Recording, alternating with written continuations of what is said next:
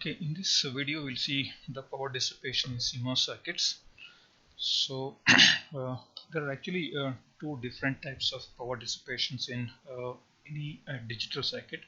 So let us see those two different types of power dissipation depending on the stage at which it is being operating. So one is called static power dissipation. So and the second one is the dynamic power dissipation.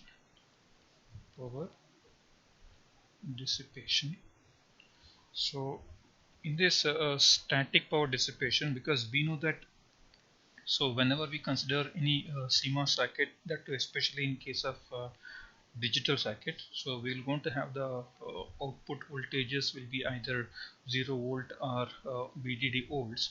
So we know that if the output voltage is constant at 0 volt, or if the output voltage is at VDD volts, we know that okay, the output voltage be constant for long duration as 0, and we have the output voltage is constant throughout some duration whenever, of course, the voltage may be VDD.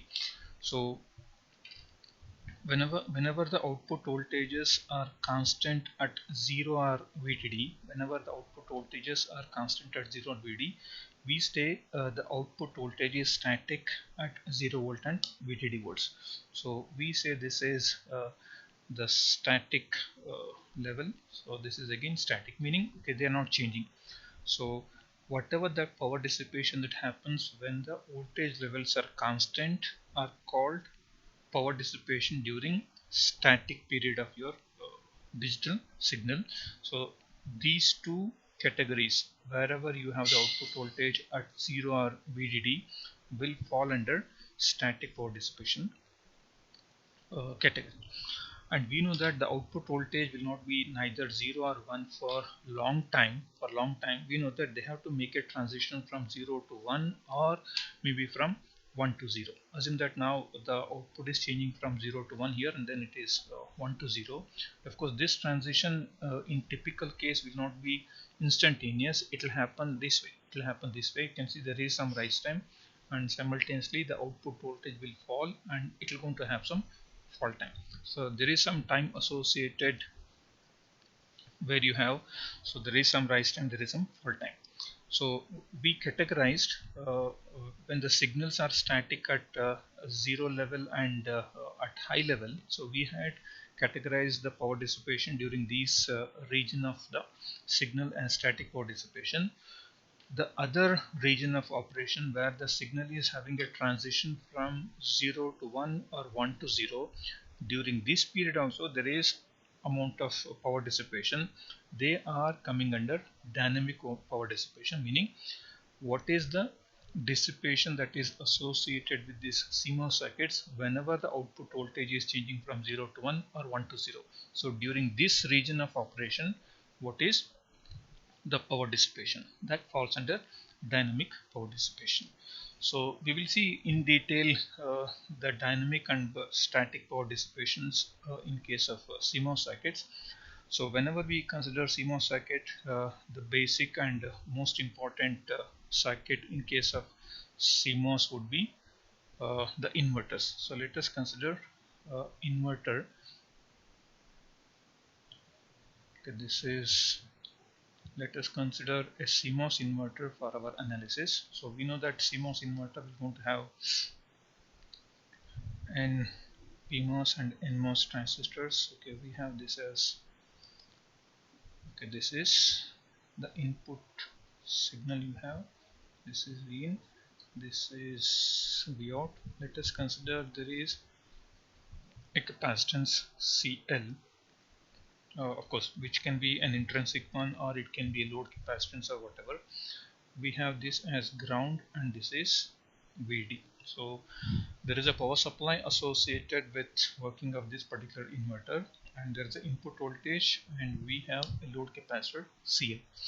So before we go into the details of dynamic power dissipation, of course, for the first video or for the first analysis, we will first consider the dynamic power dissipation. Dynamic power dissipation. So in this dynamic power dissipation, let us try to understand some very basic understandings. So we know that energy is given by power multiplied by the time. So meaning that, okay, we're going to have this power as in terms of watt, and it is time is t. And of course power can be further, of course this is in terms of units. Power can be further written as voltage into current multiplied by the time. So of course we will write the unit of energy as watt second or watt hour. So in general it is watt hour, or for higher energies it is kilowatt hour will be the unit of energy. So we know that energy is nothing but power multiplied by time. Of course on other way we can write power can be obtained from energy, that is energy divided by, so time happens to be the power. If you know the energy, you can certainly find the power by dividing it by time, which is very straightforward. We will also see what is the charge Q. Q is equal to C into V. That is whatever charge that is accumulated is proportional to, of course, is equal to the capacitance of the capacitor and voltage across the capacitor which is holding the charges. So keeping these things in mind, so let us try to find out what is the dynamic power dissipation that would happen in case of these inverters. Okay, let us try to understand. So what is the amount of energy that is delivered by this source? Because we have a source VDD, we have a source VDD. So this source will going to certainly dissipate some energy. So this is going to dissipate some energy. So we know that, okay, energy is as we know that, so this is your capacitor to which your voltage source VDD is connected. Now we know that whenever this is low, so this is going to make this to charge. You can see, we can assume a current of I of VDD. So there is a current I, so from the source VDD, so it is going to charge your capacitor CL. Suppose if you want to write what is the energy that is being delivered by this particular source VDD, suppose if I say E of VDD will be nothing but, of course it is the amount of energy that it has been spent. So it will be now of course what is, so as we already know, it is voltage into current into time.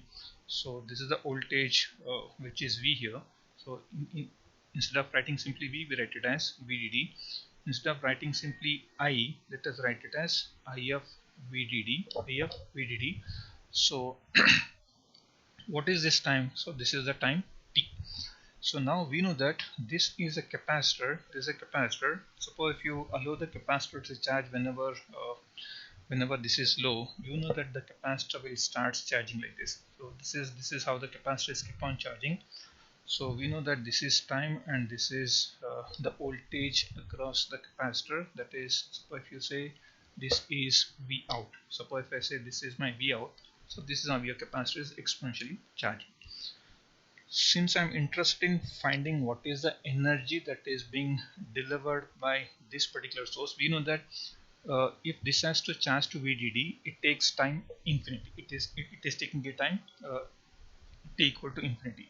So we can certainly write the energy delivered by the source as E is equal to, over a time of 0 to infinity, how much is the time taken by this particular source with respect to time multiplied by VDD and of course dt. So this is the energy that has been delivered by the source is nothing but I of course I VDD T into VDD into dt. If you can see, this is over the time 0 to infinity, because as I said, if it has to reach to that final voltage, so it takes a time equal to infinity. At t is equal to infinity only, it won't charge to maximum value. So let us try to write what is this C as equal to, so I can write okay, I can write the value of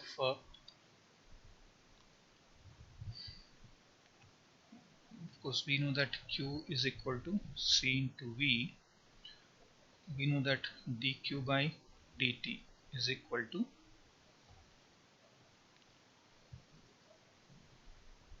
okay, now this is equal to C into dv by dt. So we know that if you derive taking the derivative on either side, dq by dt is nothing but C into, well, C is a constant, C into, so what is this? This is actually the current I.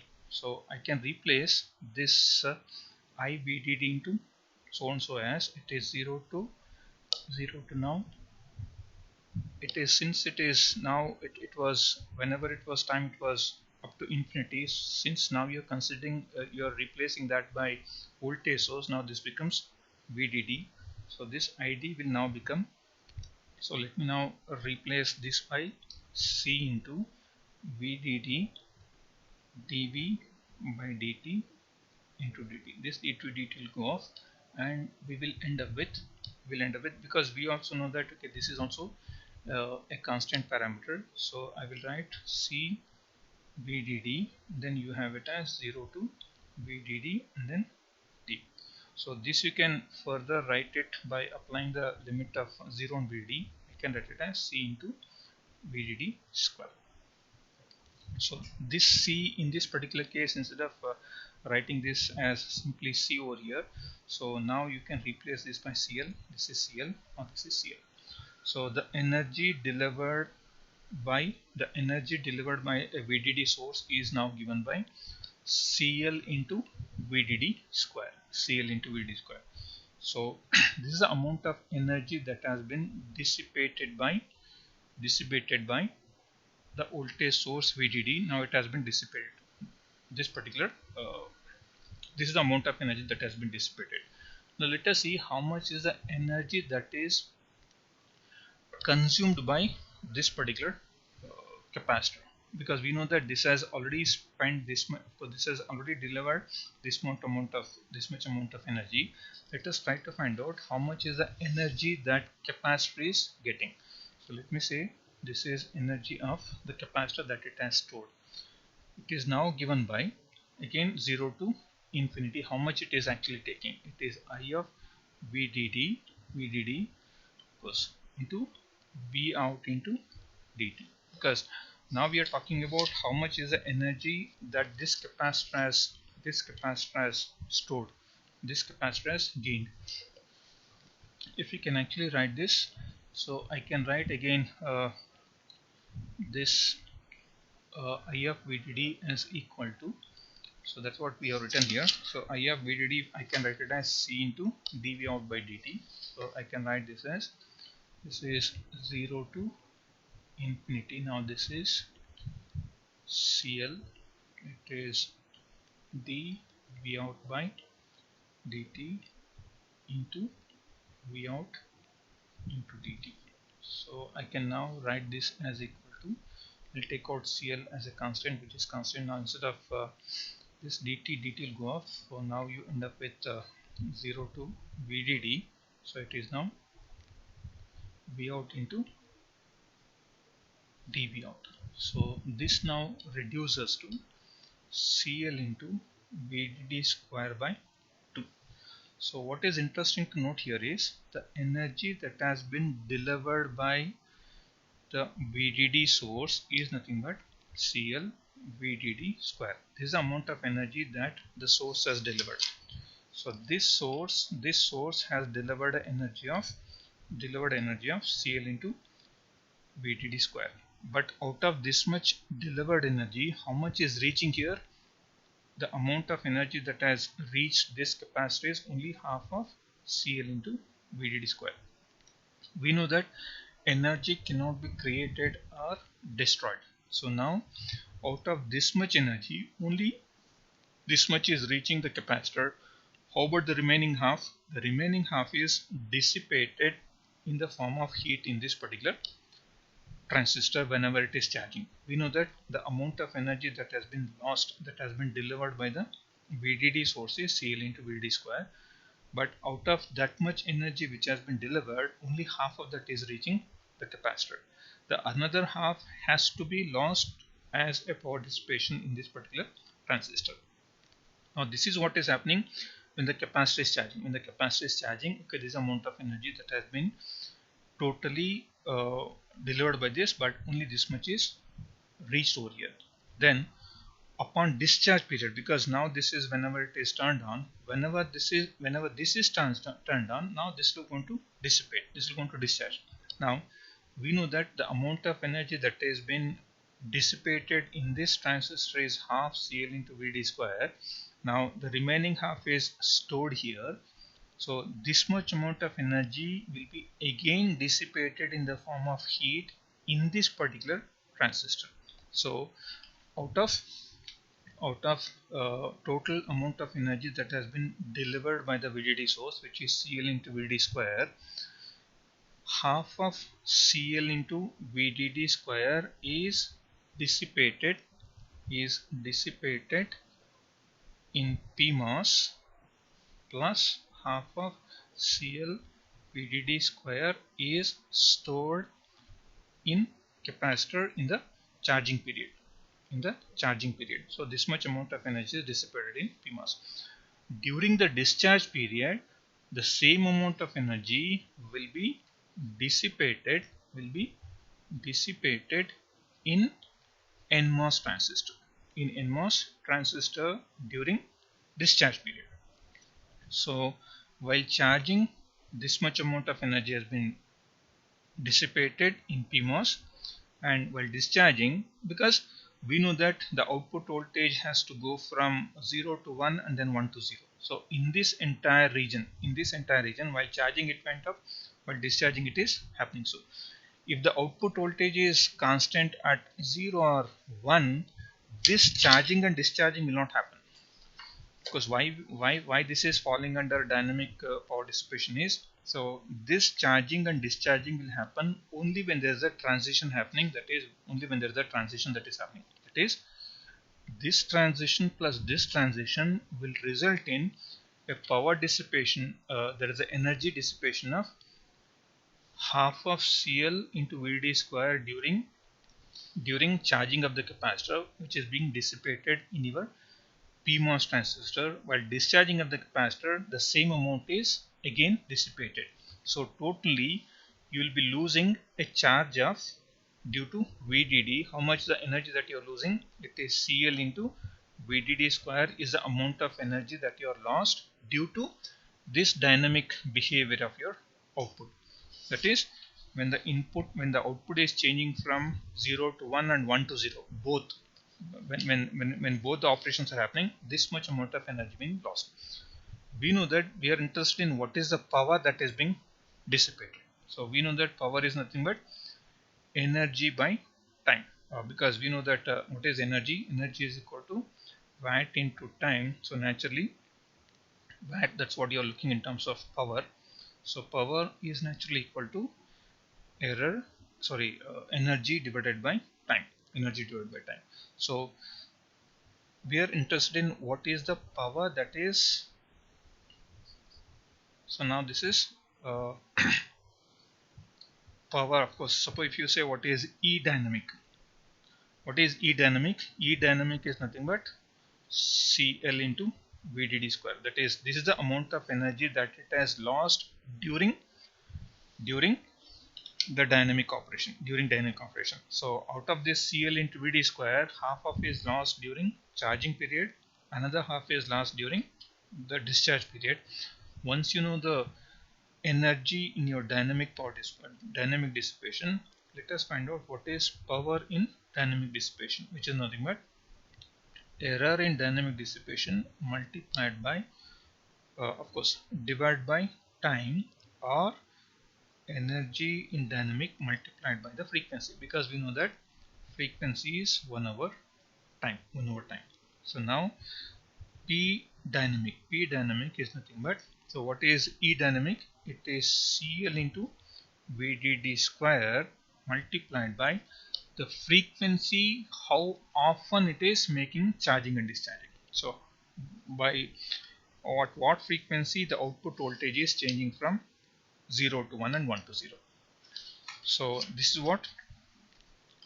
is the dynamic power dissipation, which is proportional to the capacitance value, the voltage, square of the voltage multiplied by the frequency of the signal, Suppose assume that, of course, it is not simply the frequency. What we have to write is, this is a 0 to 1 transition.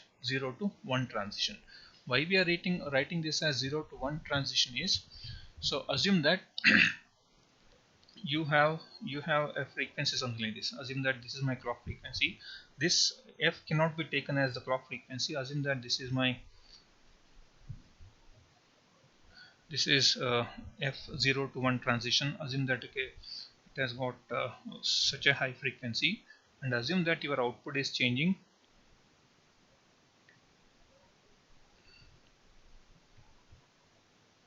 See here, the frequency is changed once, twice, 3 times, 4 times, 5 times, 6 times. Out of 6 times changes in the frequency, the output has changed only twice here. Of course, just forget it. Okay, only once. So in such case, I cannot replace this frequency by 6. The frequency has to be replaced by only one. Assume that, suppose if you have something like this as your output signal, then this f should be equal to only 2. So this we will going to replace it by CL into VDD square into f effective, or instead of writing this as f effective, we can write it as CL into VDD square, probability of having 0 to 1 transition into frequency, the actual frequency. So actual frequency is 6, and this is 2 by 6. Suppose if you consider this as your number of the probability of 0 to 1 transition, out of 6 changes in your f, only twice there is a probability of change. So even though the frequency is 6 here, that is the number of changes are 6 here. So because you're not having transition for all the transitions of your frequency f, so this f whatever you're writing, you cannot simply assume that this is equal to 100 kilohertz. I cannot substitute this as 100 kilohertz. Suppose if you substitute this by 100 kilohertz, then the dynamic dissipation is going to increase too much, because this is 100 kilohertz. Instead of substituting it as 100 kilohertz, I have to substitute it by 2/6 of 100 kilohertz. This will be 2/6 of 100 kilohertz. That will be the number what we want to have. So what we want to say is, suppose we just have a look at this particular thing here. Suppose if you have this is your clock and this is the output signal. Even though you have clock 8 times, out of 8 times only twice there is a change in the clock. So then the probability of change is 2 out of 8, which happens to be 25%, that is 0.25. So that's why we always write the P dynamic as equal to, of course, the original expression you can write P dynamic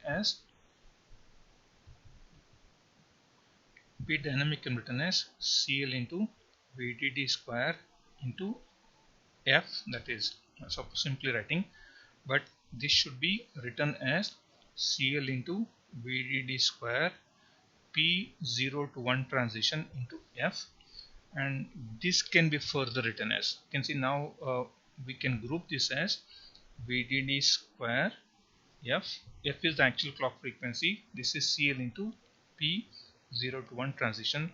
This is now grouped as VDD square F into C effective. So this C effective corresponds to the actual load capacitance multiplied by the probability of 0 to 1 transition, which will be always less than 1. This is what is P dynamic.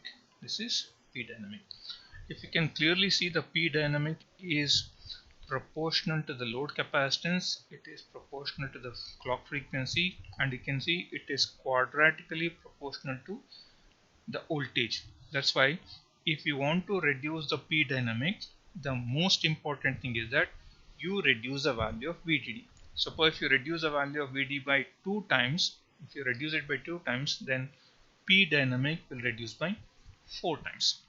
You're going to reduce by 4 times because this is proportional to quadratic of VDD. So in the next video we'll see what are the other dynamic power dissipations that are associated in case of CMOS logic.